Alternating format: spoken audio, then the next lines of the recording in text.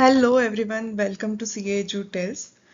तो welcome to essay 210 second part agreeing the terms of audit engagement. So last video में हमने देखा था प्री कंडीशंस ऑफ ऑडिट क्या क्या है, फिर हमने FRF मतलब फाइनेंशियल रिपोर्टिंग फ्रेमवर्क की एक्सेप्टेबिलिटी कैसे डिटरमाइन करते हैं वो फैक्टर्स देख लिए थे। हमने देखा था कि अगर वो FRF अनएक्सेप्टेबल है but still it is prescribed by law, फिर ऑडिटर ने क्या करना है वो देखा था, है ना। अगर बाद में लिमिटेशन ऑन स्कोप आता है तो फिर क्या करना है ऑडिटर ने, वो हमने देखा था, राइट। तो आपको अभी क्या करना है, 2 मिनट के लिए वीडियो पॉज करना है और ये सारे जो कॉन्सेप्ट्स है, इसके जो भी मेमोरी चार्ट्स थे, जो भी कीवर्ड्स थे, आपको वो याद करने हैं, ठीक है। You will try to memorise those, so no cheating and pause the video for 2 minutes, okay. Yes, done. तो शायद आपको सारा कुछ याद आ गया होगा या फिर थोड़ा थोड़ा याद आ गया होगा या फिर कुछ भी नहीं याद आया होगा। सो नो वरीज, आप ऐसे ही अगर आदत डाल दोगे याद करने की, रिवाइज करने की इस मेथड से, तो you will get use to this method and you will start remembering automatically, है ना। Okay, so let's start with the video.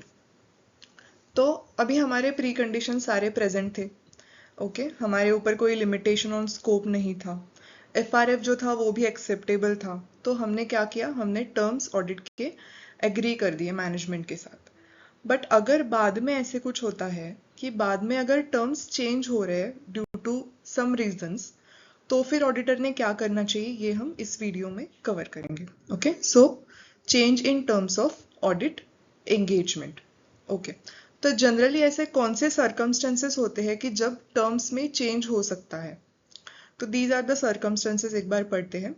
A request from the entity for the auditor to change the terms of audit engagement may result from a change in circumstances affecting the need for the service.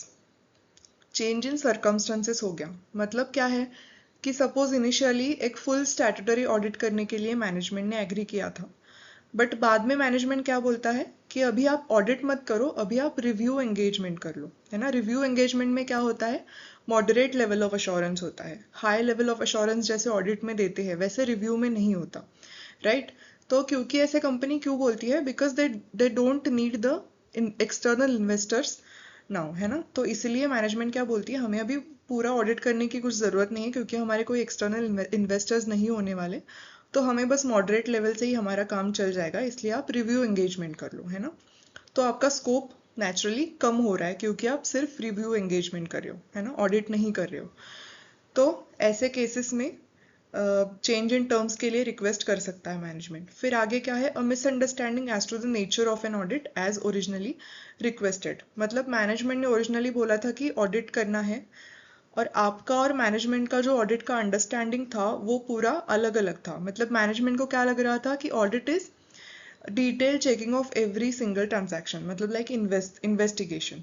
और आपको पता है कि audit sampling के basis पे होता है, materiality के बेसिस पे होता है, 100% चेकिंग उसमें नहीं होता। तो आपने बाद में जब मैनेजमेंट को ये बताया तो मैनेजमेंट बोला कि नहीं, मुझे तो लगा था ऑडिट इज एन इन्वेस्टिगेशन। तो बाद में वो बोल सकते हैं कि नहीं, मुझे ऑडिट नहीं चाहिए, मुझे इन्वेस्टिगेशन चाहिए, है ना। So they may request to change the engagement to a special investigation और एनी एग्रीड अपॉन प्रोसीजर। मतलब इनको कहीं अगर सस्पिशन है कि इन्वेंट्री में फ्रॉड हो रहा है या फिर इन्वेंट्री में कुछ गड़बड़ है, तो अब वो बोल सकते हैं कि इन्वेंट्री का ही आप कर दो, है ना। तो एग्रीड अपॉन प्रोसीजर उसी पे आप काम करो, ऐसे हो सकता है।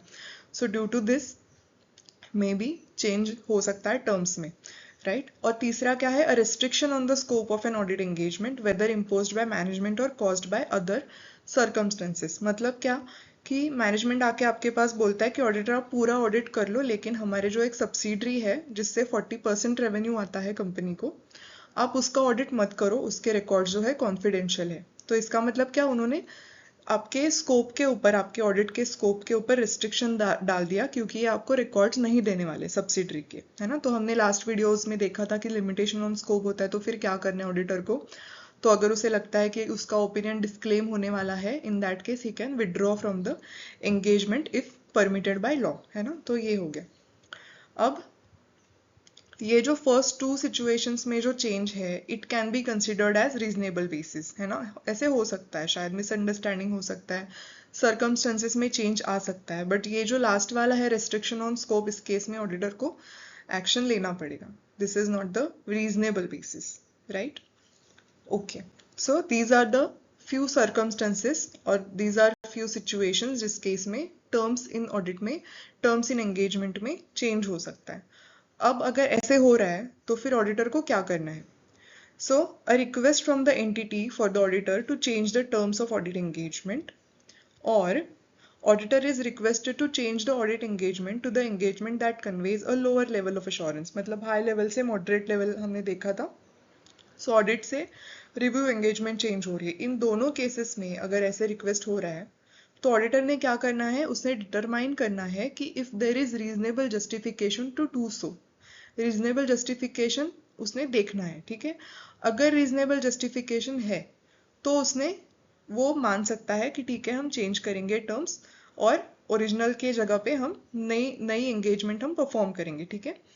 तो इस केस में जो भी टर्म्स हम चेंज कर रहे हैं तो you need to record the new terms in the engagement letter, ठीक है। Engagement letter is basically the contract between you and management, auditor and management. तो उसमें आपने जो ओरिजिनल एंगेजमेंट के टर्म्स रिकॉर्ड किए रहेंगे तो आपको वो अब नए टर्म्स रिकॉर्ड करने पड़ेंगे, ठीक है। Only if there is reasonable justification. But अगर रीजनेबल जस्टिफिकेशन नहीं है, if no, then auditor shall not agree to change the terms. तो ऑडिटर ने क्या बोलना है कि मैं ओरिजिनल जो है हमारा एग्रीड था वही करूंगा। बट अगर मैनेजमेंट बोलती है कि नहीं आप ओरिजिनल एंगेजमेंट कंटिन्यू नहीं कर सकते, so if not permitted by management to continue the original engagement, तो ऑडिटर ने क्या करना है? तो ऑडिटर ने एक तो उसके पास है ही मतलब वो कि विड्रॉ कर सकता है ना। ऐसे ही अगर कोई सिचुएशन आती तो विड्रॉ कर सकता है, but only law permits. So withdraw from the audit engagement if the law permits. And secondly अगर वो विड्रॉ कर रहा है तो उसने क्या करना है? Determine if any obligation to report the circumstances to other parties. मतलब TCWG हो गया, those charged with governance, owners, regulators, है ना। मतलब सपोज अगर केस हम ले कि सब्सिडरी के अकाउंट्स हमें ऑडिट नहीं करने, management refuses to access the subsidiary accounts which represents 40% of revenue, तो ये लिमिटेशन ऑन स्कोप हो गया और फिर ऑडिटर ने विड्रॉ कर दिया। अब मान लो ये है लिस्टेड कंपनी, तो लिस्टेड कंपनी के केस में क्या होता है? आपको you are legally required to inform the SEBI, ROC about your resignation and the reasons for the resignation, है ना। तो ये हो गए अपने रेगुलेटर्स, सेबी हो गया, ROC हो गया, आपको उसको इन्फॉर्म करना है आपके रेजिग्नेशन के रिगार्डिंग और इसके रीजंस के रिगार्डिंग, राइट। और एडिशनली ऑडिटर ने क्या करना है? ऑडिट कमिटी बोर्ड को भी बताना है अबाउट दिस मैनेजमेंट रिस्ट्रिक्शंस, है ना। तो बोर्ड को, गवर्निंग बॉडीज को पता चले मैनेजमेंट क्या रिस्ट्रिक्शंस डाल रहा है, ठीक है। तो ये दो चीजें आपको देखनी है। तो क्या अगर रिक्वेस्ट किया है आपको एंटिटी ने चेंज ऑफ टर्म्स के लिए, या तो फिर ऑडिट से रिव्यू एंगेजमेंट में चेंज हो रहे हैं आप, मतलब लोअर लेवल ऑफ अश्योरेंस में जा रहे हो, तो ये दोनों केसेस में आपको देखना है कि if there is reasonable justification. अगर है तो कर लो चेंज टर्म्स एंड रिकॉर्ड भी कर लो वो new terms in the engagement letter. But अगर नहीं है तो ऑडिटर ने एक्सेप्ट नहीं करनी है एंगेजमेंट। बट अगर मैनेजमेंट आपको परमिट नहीं कर रहा है मतलब ओरिजिनल एंगेजमेंट कंटिन्यू करने के लिए, तो आपको क्या करना है? विड्रॉ करना है एंगेजमेंट से, और आपने आपका ऑब्लिगेशन भी देखना है to report the circumstances to the other parties, TCWG, owners and regulators. अब आपने सपोज एग्री कर लिया है टर्म्स चेंज करने के लिए, आपने रिकॉर्ड भी किए हैं एंगेजमेंट लेटर में, तो इन दिस केस आपके रिपोर्ट में क्या क्या चेंजेस आएंगे, है ना। व्हाट रिपोर्ट शुड इंक्लूड, ये भी बताया गया है स्टैंडर्ड में, ये देखते हैं आगे के स्लाइड में। तो वो क्या है? If the auditor concludes that there is reasonable justification to change the audit engagement to a review और related service, the audit work performed to the date of change may be relevant to the changed engagement. However, the work required to be performed and the report to be issued would be those appropriate to the revised engagement, है ना। Simple है, मतलब अगर आपने change किए हैं terms, आपने agree किया है, तो शायद हो भी सकता है कि आपने अभी तक जो भी काम किया था ऑडिट मतलब टर्म्स चेंज होने से पहले पहले आपने जो भी काम किया था वो शायद रिलेवेंट भी हो सकता है आपके चेंज्ड एंगेजमेंट के लिए। बट आगे जाके आपको क्या याद में रखना है कि आपकी एंगेजमेंट जो है वो चेंज हो गई, उसके टर्म्स चेंज हो गए, तो जो भी उस सर्कमस्टेंसेस में अप्रोप्रिएट है फॉर दैट चेंज्ड एंगेजमेंट, आपको वही काम आगे से करना है ना। The work required to be perform and the report to be issued would be those appropriate to the revised engagement, right. ये सिंपल था। अब रिपोर्ट में क्या क्या है? तो report on the related service would not include reference to the original audit engagement, simply because आपकी engagement ही चेंज हो गई, रिवाइज हो गई, तो आप ओरिजिनल ऑडिट एंगेजमेंट का बताओगे ही नहीं उस रिपोर्ट में, right. And any procedure that may have been performed in the original audit engagement. मतलब सपोज आपने इन्वेंट्री वैल्यूएशन मतलब आपने इन्वेंट्री काउंट्स किए हैं ऑलरेडी, ठीक है, आपका ऑडिट एंगेजमेंट आपकी स्टार्ट हो गई थी ओरिजिनल, तो आपने इन्वेंट्री काउंट्स मतलब वो फिजिकल काउंटिंग एंड ऑल सब अटेंड किया, इन्वेंट्री वैल्यूएशन देखा, ये सब हुआ, और उसके बाद आके मैनेजमेंट बोलता है कि नहीं नहीं ऑडिटर आप ये टर्म्स ये जो है वो चेंज कर लो। फिर आपको लगा हाँ ठीक है रीजनेबली जस्टिफाइड है तो मैं चेंज भी करूंगा टर्म्स, ऐसे आपको लगा तो आपकी एंगेजमेंट जो है आपने चेंज कर दी है ना, एंगेजमेंट लेटर में आपने सब कुछ वो टर्म्स डाल दिए, आपने वो चेंज किया।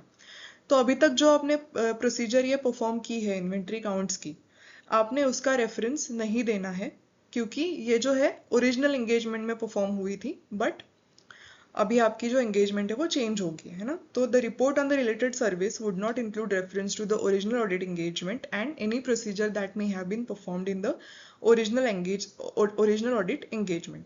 बट इसमें एक्सेप्शन क्या है, except where the audit engagement is changed to an engagement to undertake agreed upon procedures and thus reference to the procedures performed is a normal part of the report. Agreed upon procedure मतलब क्या है कि मान लो कि आपको management ने बताया है कि आपको इन्वेंट्री के ऊपर ही काम करना है, मतलब इन्वेंट्री का ही आपको चेक करना है पूरा, है ना, तो ये एग्रीड अपॉन प्रोसीजर हो गई, बाकी कुछ चीजों में आपको ध्यान नहीं देना है।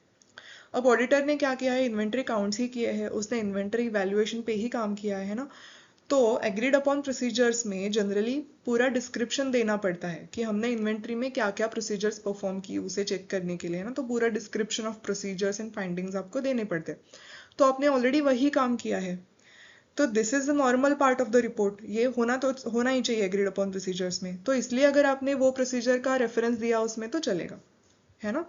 बट अगर सपोज आपकी रिव्यू एंगेजमेंट है, this is about agreed upon procedure और इन्वेंट्री का ही है, तो आपने इन्वेंट्री का रेफरेंस दिया। बट अगर आपकी कोई और है, मतलब रिव्यू एंगेजमेंट है, ऑडिट से लेके रिव्यू एंगेजमेंट को चेंज हो रहा है और आपने स्टिल वही काम किया है, इन्वेंट्री काउंट्स का काम किया है, तो नॉट नेसेसरी आपने वो रिव्यू रिपोर्ट में डालना पड़ेगा, है ना, क्योंकि रिव्यू रिपोर्ट में हम क्या डालते हैं, it only states whether anything has come to the auditor's attention suggesting misstatement, उतना ही हम बता रहे हैं, ठीक है। तो इन्वेंट्री का उसमें कुछ ऐसे स्पेसिफिकली मेंशन करने की जरूरत नहीं है, राइट। तो क्योंकि अगर आपने वो मेंशन किया सपोज रिव्यू एंगेजमेंट में कि हमने इन्वेंट्री के प्रोसीजर्स किए ये वो, तो वो रीडर्स को कंफ्यूज करेगा कि if it is a review engagement और if it is a audit engagement, या फिर ये हाइब्रिड है दोनों का, ऑडिट एंड रिव्यू का, राइट। सो ये आपको ध्यान में रखना है, तो एक बार फिर से पढ़ते हैं फॉर द क्लैरिटी। तो if the auditor concludes that there is a reasonable justification to change the audit engagement to a review or related service, the audit work performed to the date of change may be relevant to the changed engagement. However, the work required to be performed and the report to be issued would be those appropriate to the revised engagement. And report के बारे में क्या बोला है? The report on the related service would not include reference to the original audit engagement and any procedure that may have been performed in the original audit engagement, है ना, inventory का। But exception क्या है, except where the audit engagement is change to agreed upon procedure, then reference to the procedures performed is a normal part of the report, in that case you can state it, okay. So this is about change in the terms. Yes, so thank you so much for staying with me till the end, and here we cover the change in terms concept of SA 210. So in the next video we will see what an engagement letter is and what are the contents of the engagement letter. So stay tuned and see you in the next video. Till then, bye bye.